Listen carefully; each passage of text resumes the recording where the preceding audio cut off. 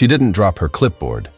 That's the first thing, the only thing, every single witness could agree on when the investigators arrived, when the reporters called, when the story traveled out of that hospital corridor and crossed state lines and reached people who had never once set foot inside Mercy General, people sitting at kitchen tables in Ohio and Georgia and Arizona, shaking their heads and pressing their hands to their chests.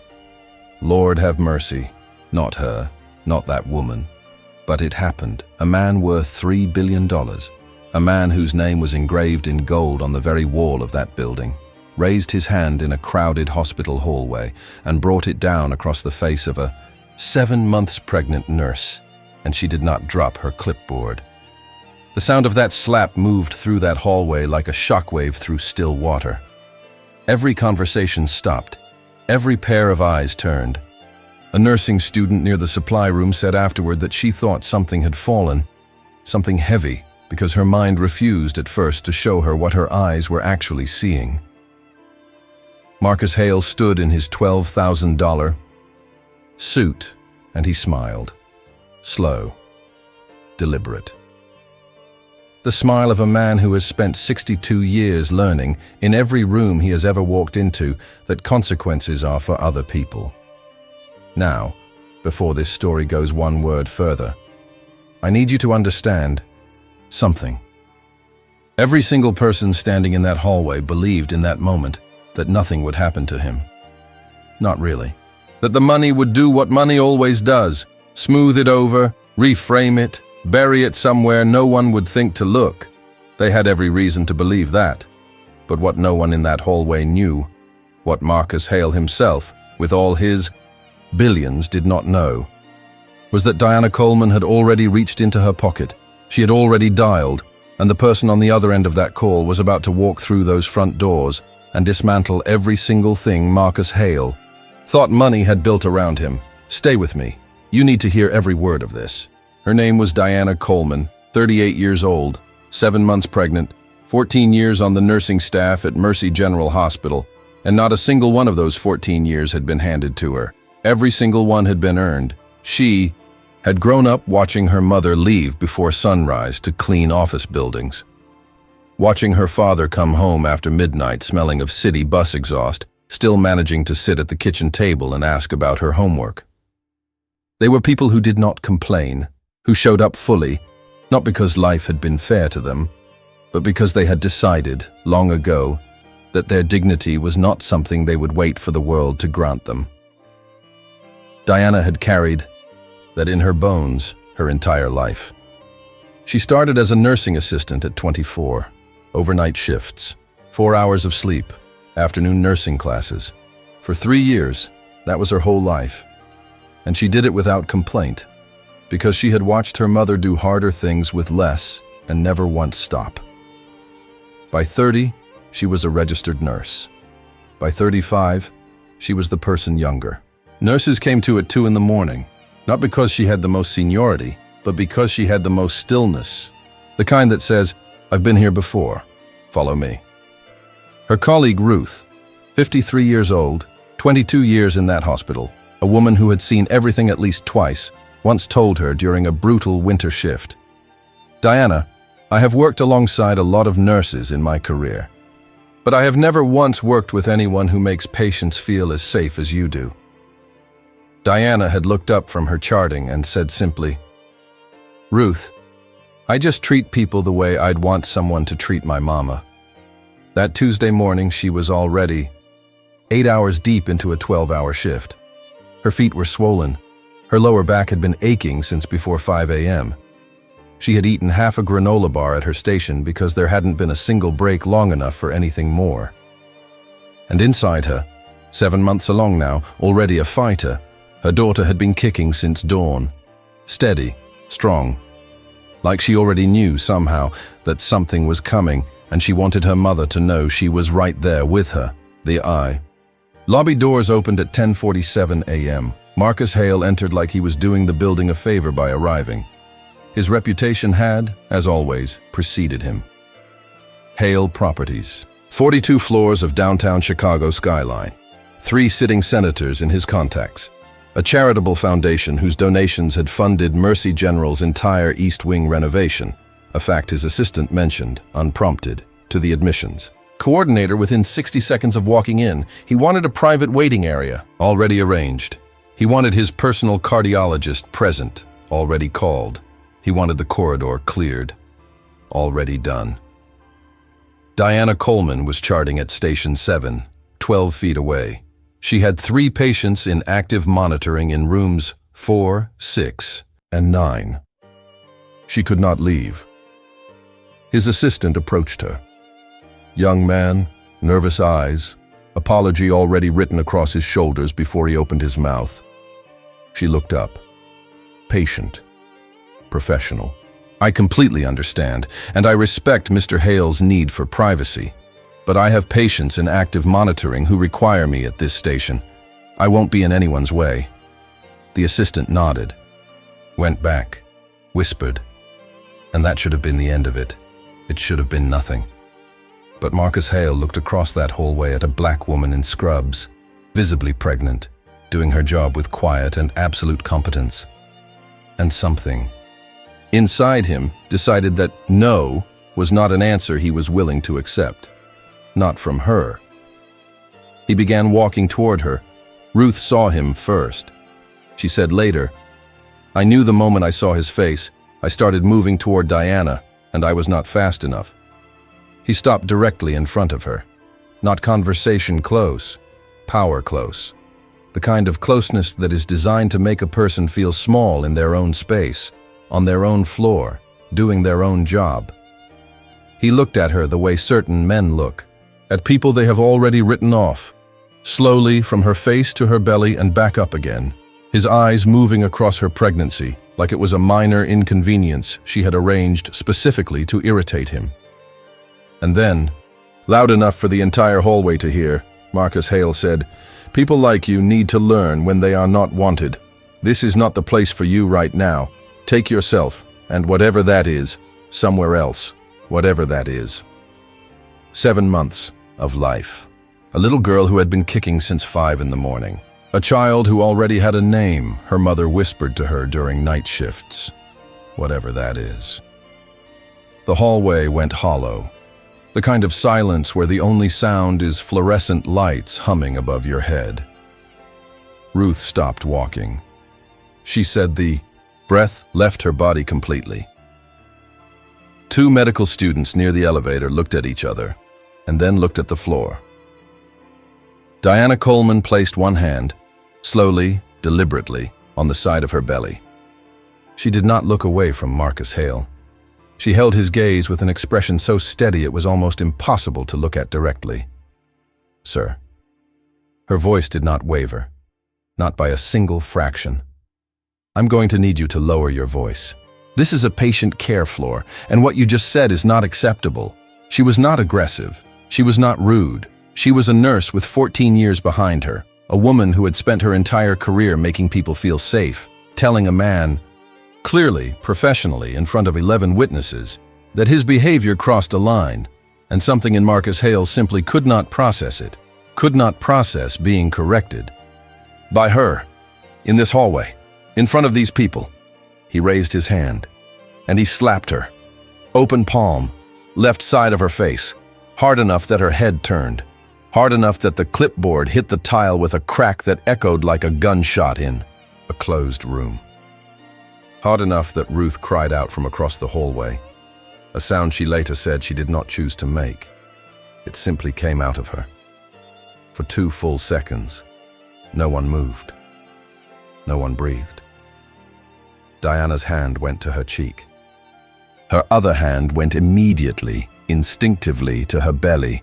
The first thing a mother does, the thing that happens before thought, before pain, before anything else. She gripped the counter edge, she steadied herself, and inside her, her daughter, went completely still. Marcus Hale fixed his cufflinks. He rolled one shoulder back.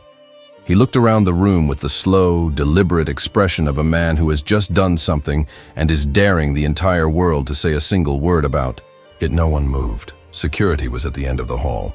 Neither guard stepped forward. The hospital administrator who had been hovering near the VIP desk had gone the color of copy paper. No one wanted to be the one. No one wanted the lawsuit. No one wanted to be the person who had to explain to their supervisor why they confronted the man whose name was on the East Wing. This is what wealth buys that no one talks about. Not just privilege, not just access. It buys hesitation in the people who should act, in the moments when hesitation is the most costly thing in the world. But Diana Coleman straightened up. She turned to face him. Fully, squarely, completely. And she looked at Marcus Hale with an expression that every witness later struggled to find words for. Not rage, not tears, not defeat. Something older and quieter and more absolute than all of those things combined. "You just made the worst mistake of your life," she said. No raised voice, no performance, just a statement delivered with the calm certainty of someone who already knows exactly how the rest of this story goes. His grin flickered, recovered, came back. She reached into her scrub pocket, pulled out her phone, turned slightly, not in shame, in privacy, and she made one call, 22 seconds. She said 4 things, hung up, slid the phone back into her pocket, picked her clipboard up off the floor, and went back to her patients, because that is who she was. Even now, even with her cheek burning, even with her hands trembling in a way she was working very, very hard to keep invisible. Ruth crossed the hallway and placed her hand on Diana's back and didn't say a single word. Because Ruth had lived 53 years, and she understood that there are moments when words are not the thing that is needed. Across the hallway, Marcus Hale was already talking to the administrator, loudly, confidently, his version of events forming itself, sentence by sentence, the way it always did for men like him. The spin cycle starting its familiar rotation, but the administrator wasn't really listening. Because her phone had just buzzed, she looked at the message, read it again. And her face changed in a way that Marcus Hale, still talking, still building his narrative, didn't notice. She looked up. She looked toward the front window of the lobby. 3 black SUVs were pulling into the parking lot. 49 minutes. From Diana's call to the moment those front doors opened. People who were there described it the way you describe air before a storm. Something changed, unnameable. The staff moved differently. Quieter, more deliberate. Marcus Hale spent those 49 minutes operating from complete certainty that he had already won. Attorney reached. Media contact notified. By morning, Diana would sound like the problem. He had done it before. He was not concerned. Diana was back at her station, chart in hand, jaw set, cheek still tender and deep in her chest. Something she would later describe quietly as peace. Not because she knew what was coming, because she had done everything right. The front doors of Mercy General opened at 11:36 a.m. No sirens. No announcement, no one clearing the way, just 4 men who entered first. Measured, professional, eyes scanning the room the way eyes do when they have been trained to do exactly that, and then held the doors for the man who followed them. He was not in a suit, gray pullover, dark jeans. He had dressed in whatever was closest to hand when the call came in. Because when your pregnant sister calls you, and her voice sounds the way Diana's voice had sounded in those 22 seconds, you do not think about appearances. You move. James Coleman, director of the Federal Bureau of Investigation, walked through those doors. Tall, broad-shouldered, silver at the temples. A face shaped by 28 years of decisions made in rooms most people will never know existed. The particular stillness of a man who has learned, all the way down to the marrow, how to hold himself together when everything around him is coming apart. But none of that was on his face right now. Right now, he was not the FBI director. He was a brother. He crossed the floor without looking at Marcus Hale, the administrator. The staff pressed against the walls. He looked at one person. Diana saw him coming, and the composure she had held for 49 minutes, that extraordinary iron-willed, unbreakable composure, quietly began to come undone at the very edges. He reached her, placed both hands gently on the sides of her face, looked at her cheek, looked at her eyes. His jaw tightened once, barely visible. Then he looked down at her belly and back up. "You okay?" Just 2 words. But the way only a brother can say 2 words and mean, "I am here.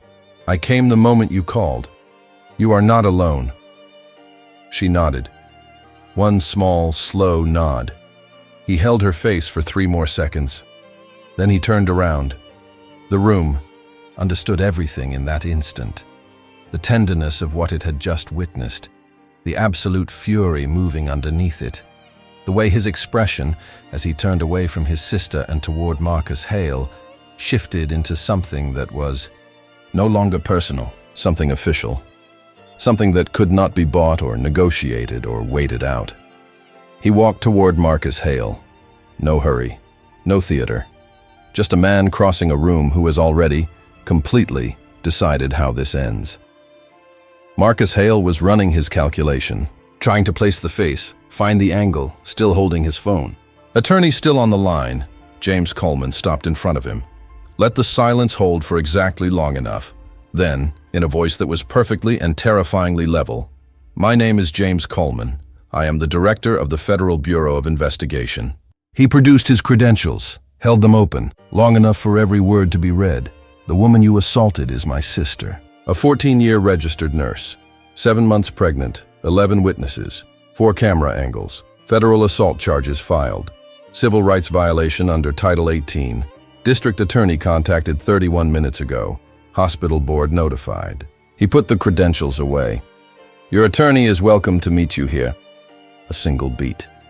"Call them back." Marcus Hale's phone dropped from his ear, and the grin, that slow, gold-plated, untouchable grin, died. Not slowly, all at once, like a flame when the oxygen leaves the room. His face went blank, then gray. His mouth opened.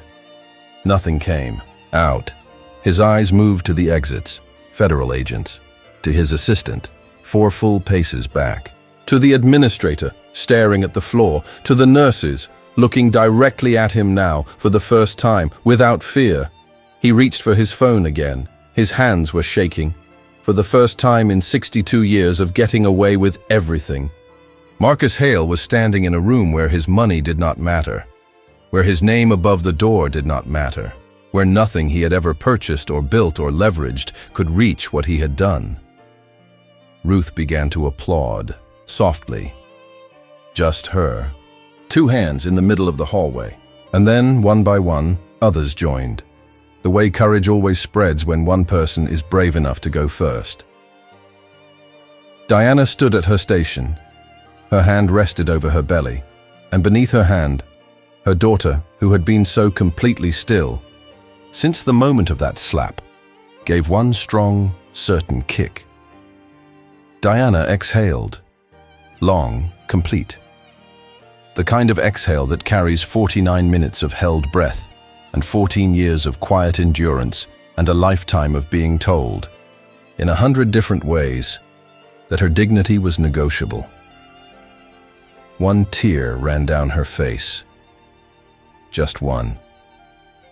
Not from pain, from the deep, bone-level, almost unbearable relief of knowing, this time, that the right thing had happened, that the truth had not been buried, that her daughter, still kicking steadily beneath her hand, would come into a world where her mother had stood still and let justice find its way to her. Here is what happened. Marcus Hale was formally charged. His legal team, 4 attorneys across 2 firms, fought the way expensive attorneys fight. Delays, motions, reframings, but 11 eyewitnesses, 4 camera angles, federal jurisdiction, and a civil rights filing are not things that paper over, not even with unlimited resources behind the effort to make them disappear. The hospital board convened an emergency session. The vote to remove his name from the East Wing was unanimous. It took 11 minutes to undo 62 years of impunity. 6 weeks later, Diana Coleman delivered a healthy baby girl. She named her Grace. When Ruth asked her why Grace, Diana was quiet for a long moment. Then she said, Because grace is what carried me through that day. Not anger, not revenge, not even justice. Not in those first moments. Just the grace to stand still, to not fall, to trust that if I held on to who I was and what I knew to be right, the right thing would find its way to me. She paused. And it did. 8 months later, Diana Coleman walked back through the front doors of Mercy General. Same station, same clipboard, same woman, except something in her had settled into a new depth, the way people do after being tested all the way to the foundation and finding it held. The staff had decorated the hallway. She stood in the doorway, took it all in. The signs. Ruth already crying in the back, and she cried too. And she forgave the people who had hesitated. Because that is also who she was. Grace is 2 years old now. She has her mother's eyes. And someday, when she is old enough to understand, Diana will sit her down and tell her this story. Not to frighten her, not to warn her, but to show her what she comes from, what has always run in her blood. That the women in this family do not fall. They stand, they call the right person, and they go back to their patients. Now, I want to speak directly to you. If you are over 50 years old, if you are watching or reading this right now, you have lived long enough to know that Diana's story is not a rare one. You have seen versions of this in workplaces, in hospitals and waiting rooms and stores, in the faces of people you have loved. Maybe in your own mirror, on your own worst days, after your own worst moments at the hands of someone who decided your dignity was optional. You have watched good people be dismissed. You have watched money talk and truth be buried. You know what it costs to keep showing up anyway. Your generation built real things, not just buildings or businesses, but standards of how you treat people, of what it means to show up fully. You fought for things that people younger than you are still learning to name. You endured things quietly that would have broken people who had the luxury of falling apart. And if anyone, in any room, at any point in your life, ever made you feel small for who you are, where you came from, what you look like, or what you have or have not been given, this story is for you. Diana didn't fight back with rage. She fought back with exactly who she was. The dignity you have carried all these years, through every closed door and dismissive word and moment when someone looked through you instead of at you. That dignity was never theirs to take. Not then, not now, not ever. Drop a fist in the comments right now. Let this community know that you believe every single human being, regardless of their income, their title, their zip code, or anyone's opinion of their worth, deserves to be treated with dignity. Let Diana know her story found the right people. Share this with someone who needs it today. You know exactly who I mean. The person who's been knocked around by someone who thought their money made them untouchable. The person who's been quiet about something they should never have had to be quiet about. Send it to them, not with a long message, just send it. They'll understand. And if you are not subscribed, do it right now. Every single week on this channel, we bring you stories like this one. Stories of people knocked flat who stood back up. Stories of quiet strength the world tried to silence and couldn't. Stories that reach into your chest and remind you, all the way down, what you are actually made of. Hit that subscribe button, because next week's story is made for you and goes somewhere none of us saw coming. It's already waiting for you.